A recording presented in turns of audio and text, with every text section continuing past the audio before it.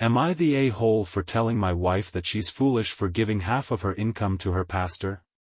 So my 36M wife, 32F, writes serialist fiction on various apps, and I thought she earned as high as $8,000 every month. We've built a house together, we both contributed, but most of the cash came from her since she earns way more. Yesterday, I found that she hasn't been honest about her income. She actually earns about $15,000 and a few times $20,000, depending on how much she writes, how many people pay to read that month, and money from writing contests she wins. But she gives half of the money to her pastor because she has a covenant with God to always give half of her income as tithe.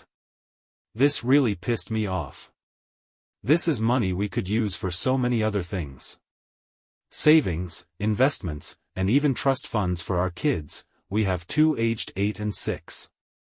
I told her to stop or at least reduce the percentage, but she refused.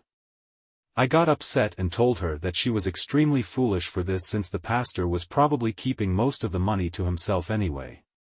It was an ugly argument. She called me an who's trying to control her and said it's not my money, so I can't tell her what to do. I spent the night elsewhere and haven't gone back home because I'm still upset. Am I wrong for how I reacted in telling her that we could use the money for better things? Am I the a-hole?